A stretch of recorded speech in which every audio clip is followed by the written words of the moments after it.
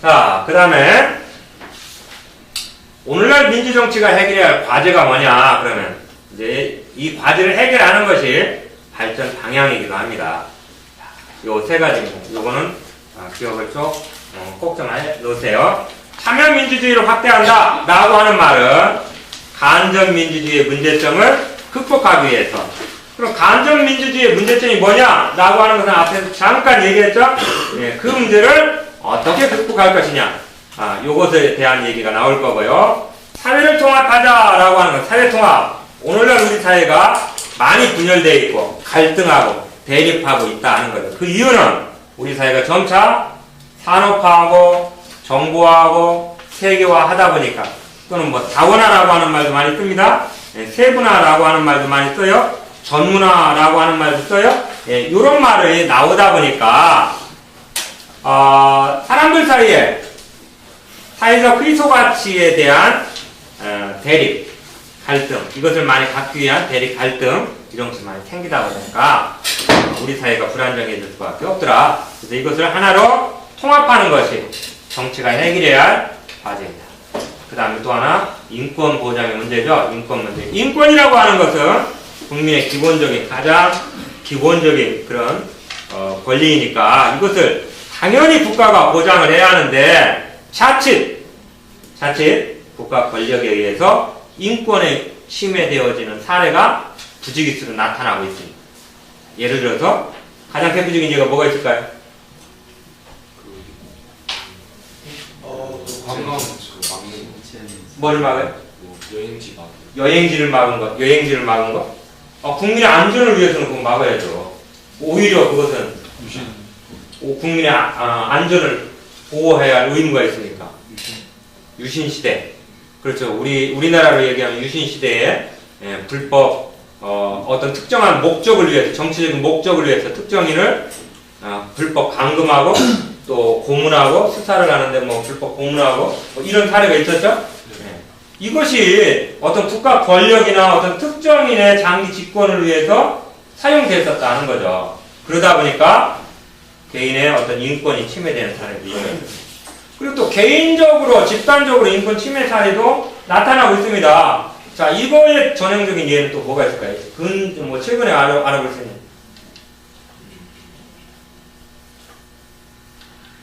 개인적으로?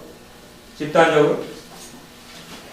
SNS를 통해서 밝혀지지 않아야 하는, 또는 어디가 해킹 당해서 국민의 정보가 다 그냥 새버린 그런 경우도 있었죠? 이런 문제들도 아주 심각한 이해가 될 수도 있을 겁니다. 자, 이런 것을 어떻게 해결할 거냐라고 하는 겁니다. 하나씩 보겠습니다. 자, 참여민주주의를 확대하자. 참여민주주의 확대는 달리 얘기하면은 간접민주주의의 문제점을 어떻게 해결할 것이냐라고 하는 거예요.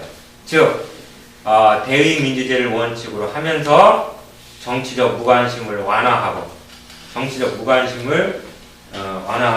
또 국민의 의사를 반영하기 위해서 직접 민주제적인 요소를 도입하자. 직접 민주제적인 요소. 자, 저기에서는 중요한 겁니다. 기본은 대의민주제예요. 간접민주정치죠? 직접 민주정치가 아닙니다. 기본은 이건데, 어떻게 하면은 국민의 정치적 무관심을 완화시킬 것이냐, 국민에게 정치적 참여를 자꾸 유도할 것이냐 라고 하는 것과 직접 민주제적인 요소를 도입하자. 거기는 뭐가 있을까요? 직접 민정치 요소. 국민투표, 국민발언, 국민소환, 국민발언, 국민발언. 그 다음에 또 하나 중요한 거, 지방자치. 그죠? 지방자치제. 이런 것을 도입함으로써 국민들이 직접 정치에 참여할 수 있도록 관심을 유도해 주는 겁니다. 자, 그러면서 시민의 정치 참여는 바로 민주정치 발전에 영향을 미치는 중요한 요소다. 이 얘기는 달리 얘기하면 민주정치의 주인공은 누구다? 결국은 시민이다 하는 거죠. 그런데 한 가지, 하나하나의 힘보다는 여럿이 뭉쳤을 때, 집단적으로 할 때, 달리 얘기하면 시민단체라든지 조합이라든지 이런 것을 통해서 요구할 때가 오히려 정치의 영향력이 더 크더라. 그런 겁니다. 그래서 오늘날은 이런 시민단체의 활동이 더욱더 활발해지는 거죠. 요것을 얘기한 거고요. 그 다음에 또 하나 보겠습니다. 자, 사회통합에 대한 얘기입니다. 사회통합은 우리 사회가 점차 경제가 성장하고 상호작용이 이렇게 이제 확대되어지는 이런 긍정적인 그런 효과가 있어요. 우리 사회가 점차 발전하고 있다는 거죠. 그런데 세계화, 정보화 이걸로 인해서 사회적인 갈등, 또 대립이 아주 심화됐습니다.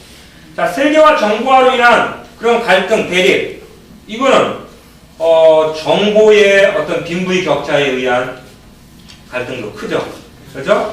세계화 이걸로 인해서 점차 빈부의 격차가 점차 커지더라는 거죠. 예, 이것도 갈등의 하나의 원인입니다. 자, 이런 것을 해소해서 국민 모두가 행복하게 살 수 있도록 복지를 증진시키고 또 궁극적으로는 녹색 성장, 지속 가능한 경제 발전이죠. 예, 경제 발전을 경제를 갖다 성장시키긴 하는데